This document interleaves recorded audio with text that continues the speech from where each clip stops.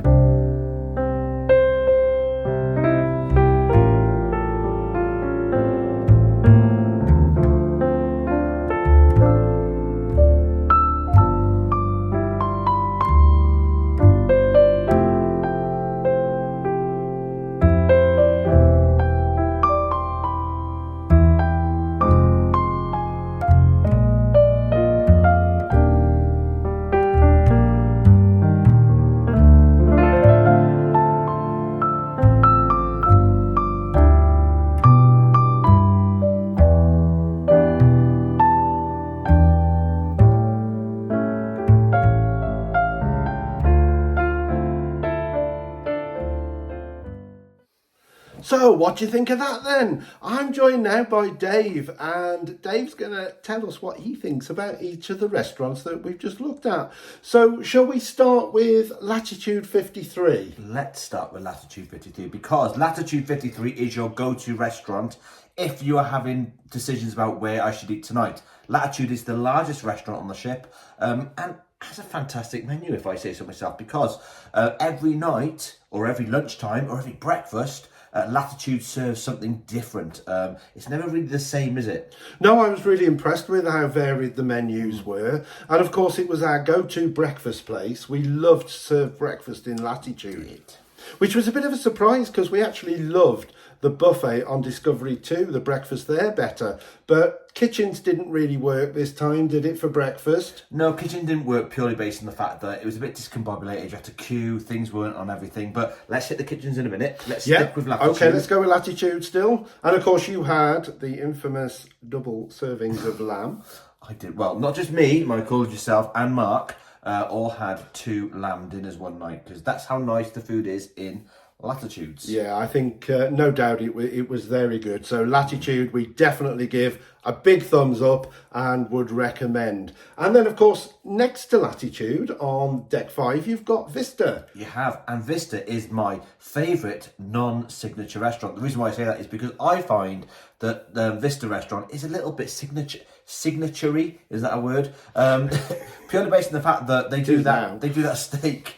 Once a week. I think it's on for about 5 days within a week, and then it changes over. Yeah, I think they rotate. I did put during the segment for Vista samples of the 2 menus, and I think they rotate those, don't they? They do. So I think it's about 5 on, 5 off, 5 on, 5 off, something like that. But yeah, so don't panic if it's not there the first night you go. No, it'll be there eventually. Panic. The arancini balls are lovely as well. They do a great selection of wine there as well. If you're into that sort of stuff. Love the arancini starter at Very nice. Vista. It's a really good restaurant. We loved it on Discovery 2, and we loved it even more on Marella Voyager. Brilliant food. Definitely recommend Vista, don't we? Thumbs up on that one. Thumbs up. And let's go up the decks a bit. Let's have a look at Snack Shack.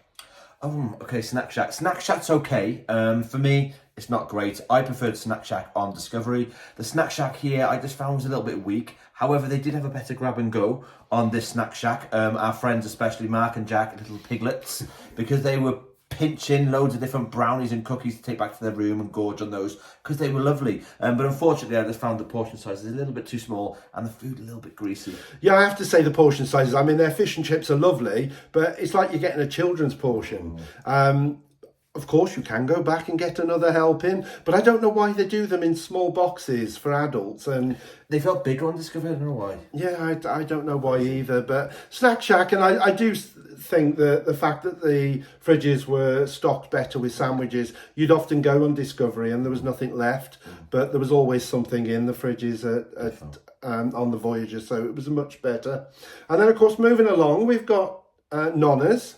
Oh, Nonna's. I forgot about Nonna's. You love a pizza, don't you? I do love a pizza. Nonna's was great. They did a great pizza.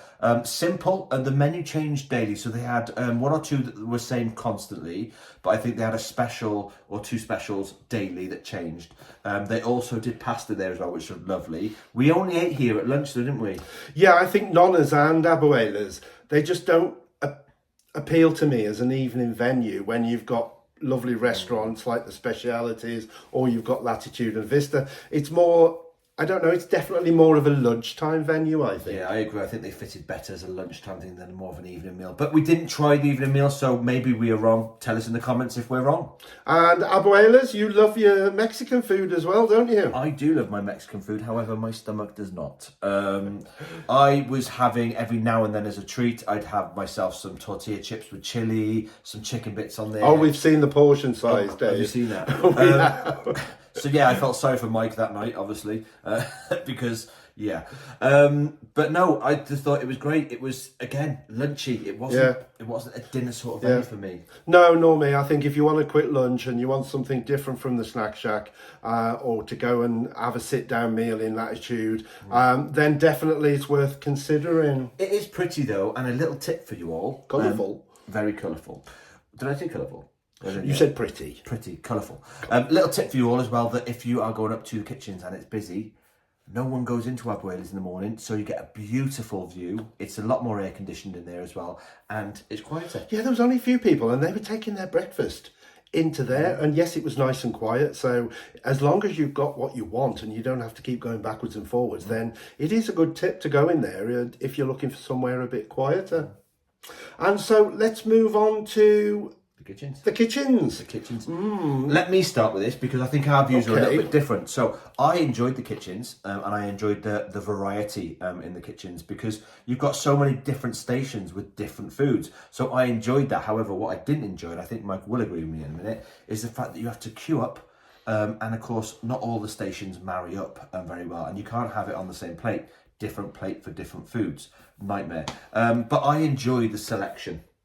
Yeah, I had problems with kitchens. I before we cruised, I thought it was a brilliant concept, and I was looking forward to trying something a bit different from the buffet. But in reality, I was really disappointed, and I think it stemmed from the first morning when we went for breakfast there. And I found that everything was very bitty. I had to go and queue up at one station, and it had only got half the items. Then I had to go to another station and get them, and I just didn't like it. And then having to queue each time you went to a different place, and then there was, because you were being served, I found that some servers, even though they work so hard and they're all brilliant, there are language issues, and so they're very unsure about what they're giving you, how much you want, and I just found that difficult. And the other thing, of course, was the coffee machines. Yeah, don't start me with those. There was 2 coffee machines, I think, at each station. I think there's 4 stations, is there? No, there was only... Oh, no, there was 2 at the bottom and 2 at the top. Yeah, and I just found that the staff obviously weren't able to keep up when the machines were running out of coffee beans. And so you'd go and there'd be the coffee machine wouldn't be working. Or it's really weak. And then you had to walk all the way down the other end of the restaurant to get your coffee. Not good. But one benefit of the kitchens is free ice cream. Now, if you have been on the Discovery, you'll notice that the ice cream sort of area is with the coffee pot and it's chargeable. But on the Voyager, I'm not sure about Explorer yet, but I think you can get ice cream there. It's free and there is a lot of variety. But the only problem with it is massive queues. Yeah, the big queues there. Our tip, if you're passing there and you're ready for ice cream and it's quiet, get in there quick because the queues build up to be quite long. And get a bowl. A lot of people wait for cones, but if you get a bowl, they'll put it in a bowl for you so you can have 3, 4, 5 scoops if you want, whatever. Yeah, and of course the only other place where the queues were really bad was the salad bar. Yeah, but they were nice though. Myself and Mark love salads, and we had salads most lunchtimes or most evening meal times if we went to... No, we didn't go to the kitchens for evening meal, did we? No. No, so it was lunchtime. Oh, you all had a late night snack one night. That's good, we'll talk about that now. But the salads are really good. The girls there are really good at making them. They make them for you. And a tip again for that is don't get the chicken from the salad bar. It's cold. Go around the corner, queue up in the Greek, get a plate of their like kebab chicken, whap it on. Beautiful. I'd say another tip, definitely, before you sit down with anything, have a walk around, suss out what you're having. Sometimes it's way better to get the drinks first because... As I say, because of the queuing, if you get your food, then you've got to go for your drinks. You might find out that your food's going cold while you're getting your drinks, particularly if you've got a queue, because there's only one coffee machine left. And one more thing before we go, the late night snacks. They do late night snacks in the kitchens. We took advantage of this one. We'd been clubbing, I think it was the Silent Disco. Yeah. No, it wasn't. It was the first time we went out clubbing there, and we went to kitchens afterwards, and I had a burger, and you know what? It was bloody lovely. And I didn't have anything. You didn't. And then one night I also had chips to take back to the room to scoff at my face. So I think it's clear that we were really impressed with the food on Marella Voyager. I don't think we had any bad. My only bad one was obviously the afternoon tea, which if you haven't seen yet, go and have a look. You'll see why. I'll put the link above to that as well. But no, I'm going to say, if you're on a 7-day cruise or even a 14-day cruise, you do not need to go to a signature restaurant because I tell you something now, their food is fantastic. Yeah, you won't be disappointed with the food on the Voyager. It was excellent. So definitely we think you're going to enjoy it. We give the food a massive thumbs up and hopefully you will enjoy it as much as we did. So take care everyone and see you soon. Don't forget to subscribe. Yeah, subscribe and like. Thank you. Bye.